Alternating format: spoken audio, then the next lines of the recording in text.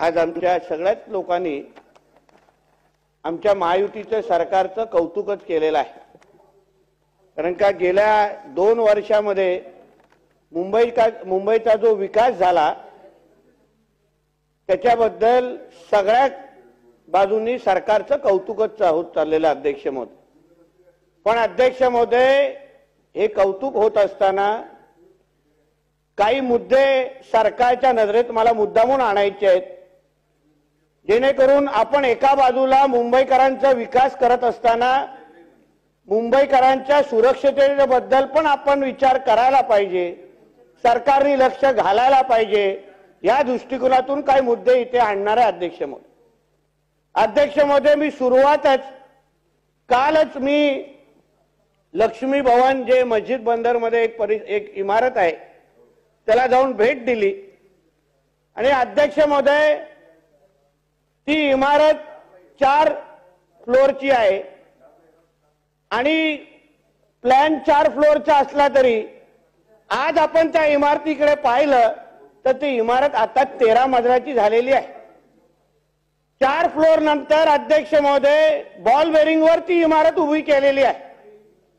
अध्यक्ष महोदय, आश्चर्य वाटण्याची गोष्ट अशी आहे की त्या इमारतीमध्ये जे त्याच्या मालक आहेत ते ट्रान्झिटमध्ये गेलेले आहेत, त्यांना शिफ्ट केलेले आहेत रिपेअरच्या नावाने आणि तिथे आता त्या पूर्ण इमारतीमध्ये सगळे बांगलादेशी लोक राहायला आलेले आहेत। अध्यक्ष महोदय, मी जेव्हा तिथे खालती मुंबई महापालिकेचे वॉर्ड ऑफिसर होते, म्हाडाचे अधिकारी होते आणि संबंधित पोलीस खात्याचे पण अधिकारी अध्यक्ष महोदय तिथे होते, मी त्यांना साधा एकच प्रश्न विचारला की ह्या इमारतीमध्ये राहणारे जे बांगलादेशी लोक आहेत यांचे रेकॉर्ड तुमच्याकडे आहेत का?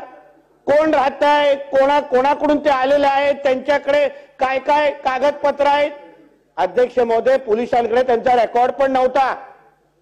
त्यांना तिकडे पाणी डिपार्टमेंटचे अधिकारी तिकडे होते, प्रत्येकाला तिथे पाणी 24 तास त्यांच्या सोयीनुसार दिले जात आहे।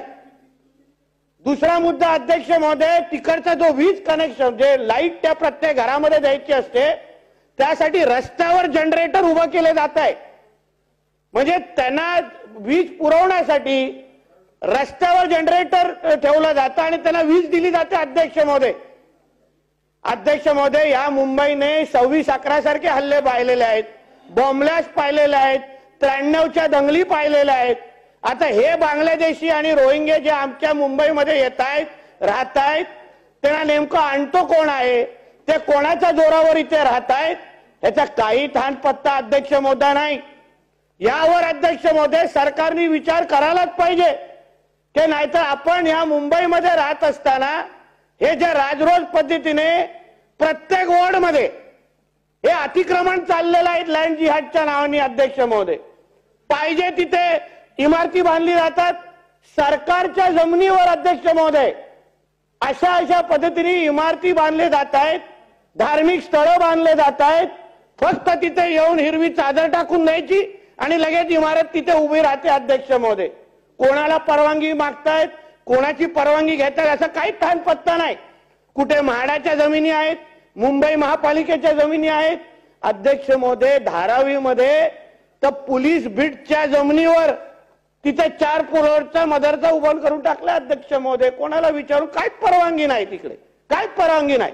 आणि तिकडे जेव्हा स्थानिक रहिवासी विचारायला गेले की बाबा हे कोणाचं हे अनधिकृत हे जे काय प्रकार आहे, अध्यक्ष महोदय, या काही लोकांनी येऊन त्यांच्या घरात घुसून वरिष्ठ आणि ज्येष्ठ म्हणजे महिलांनी येऊन मारलेले, हात तोडलेले आहेत, हातात रॉड घेऊन त्यांच्या मानेवर आणि कमरेवर हल्ले केलेले आहेत। अध्यक्ष महोदय, धारावीमध्ये अध्यक्ष महोदय, अतिक्रमणाच्या निमित्ताने हे जे काय होणारा बहुसंख्य जो राहणारा जो मुंबईमध्ये हिंदू समाज आहे त्याला या हिंदू समाजाचा टक्का कसा कमी करायचा रईस भाई, यावर फार जोर लागतोय। मग यावर राज्य सरकारने विचार करायला पाहिजे, कारण का ज्या पद्धतीने अतिक्रमण वाढत आहेत सरकारी जमिनी, अध्यक्ष महोदय, त्याच पद्धतीची परिस्थिती ही गोवंडी, मानकुंड नगर, शिवाजीनगर मध्ये आहे। त्या परिसरामध्ये तर म्हाडाची जमीन आहे। अध्यक्ष महोदय, म्हाडाच्या जमिनीवर इथे धार्मिक स्थळ उभं करून टाकलेलं आहे। आता म्हाडाच्या जमिनीवर धार्मिक स्थळ कसं उभं राहू शकतं?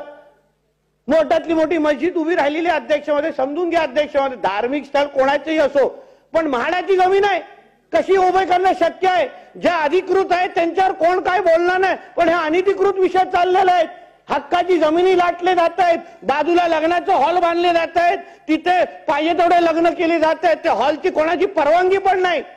अध्यक्ष महोदय, ह्या गोष्टीवर सरकारने लक्ष घालायलाच लागेल। पाणी कपातीवर आपण सगळेजण बोलतो, पण मुंबईच्या हक्काचं पाणी हे इकडे राहणारे हे जे काही कोणी आणलेले हे जे काही बांगलादेशी आहेत, रोहिंग्या आहेत, हे कोणी आणलेत, कशाला आणलेत, कोणाकडे त्यांचे आधार कार्ड तरी आहेत का, हेही कोणी विचारलं जात नाही। अध्यक्ष महोदय, 90 फीट रोड आहे आमच्या त्या मानकुड परिसरामध्ये, शिवाजीनगरमध्ये। अध्यक्ष महोदय, एवढे फेरीवाले तिथे आलेले आहेत बांगलादेशी, त्याला कोण त्यांचा रेकॉर्ड पण पोलिसांकडे नाहीये, तरी त्या लोकांना कोण तिथे हलवत नाही। म्हणजे पूर्ण रस्त्यावर साधारण सामान्य लोक चालू पण शकत नाहीत, एवढ्या पद्धतीने तो पूर्ण रस्ता पॅक करून टाकलाय। साधी पोलिसांची गाडी पण त्या मार्गावर चालू शकत नाही, एवढे अडचणीचा प्रश्न तिथे निर्माण झालेला आहे। अध्यक्ष महोदय, अजून धक्कादायक गोष्टी तुम्हाला सांगतो अध्यक्ष महोदय, मुंबईमध्ये BRCC आहे, त्याच्या भिंती जे आपला बाबा ऑटोमिक सेंटर आहे, मुंबईची आपल्या ओळख आहे, त्याच्या लगत असलेल्या भिंतीवर एवढी अतिक्रमण वाढलेली आहेत, एवढा राजरोस पद्धतीने तिथे सगळे काही बिल्डिंग वाढलेले आहेत, कोणाला त्याच्यावर कारवाई करण्याची हिंमत नाही। हर्षद काळे नावाचा तिकडचा एक कोणतरी स्थानिक अधिकारी आहे मुंबई महापालिकेचा, तो तर तिकडे जे काही हे सगळे हे वाढवण्याचे प्रकार हे त्याच्या माध्यमातून सुरू आहे। संपवतो अध्यक्ष महोदय, 2-3 मिनिटं आहेत, पण हे खटकणारे विषय अध्यक्ष महोदय आज नाही सांगितलं ना, उद्या आपण सगळे ते सगळे उद्ध्वस्त होऊन जाऊ। हे कोस्टल रोड विस्टल रोड काय उपयोगात राहणार नाही। हे अगर बांगलादेशीने रोहिंग्या इथे राहायला लागले तर हेच त्रास होणार आहे आपल्याला। पॅरिसमध्ये हीच तर अवस्था झाली, अचानक एक घटना झाली पॅरिसमध्ये आणि पोलिसांच्या माध्यमातून ते काय घटना झाली, एवढे रोहिंग्या आणि बांगलादेशी बाहेर आले, कोणाच्या हातामध्ये काय राहिलं नाही। अध्यक्ष महोदय, तसंच या बाबा ऑटोमिक सेंटरची जी भिंत आहे, सगळं तिथे अतिक्रमण वाढत एवढं चाललेलं आहे की आता उद्या चुकून तिथे काय कोणी कांडी टाकली बाजूला बाबा ऑटोमिक सेंटरमध्ये, सगळे विधानसभा सकट आपण राखून जाऊ। राष्ट्रीय सुरक्षेचा प्रश्न आहे तिथे अध्यक्ष महोदय, यावर सरकारने या मुंबईच्या चर्चेच्या निमित्ताने लक्ष घातलं पाहिजे। आपण मुंबईमध्ये कोण राहतोय, कुठून हे लोक येत आहेत, चिता कायम खंडोबा मंदिर आहे, डम्पिंग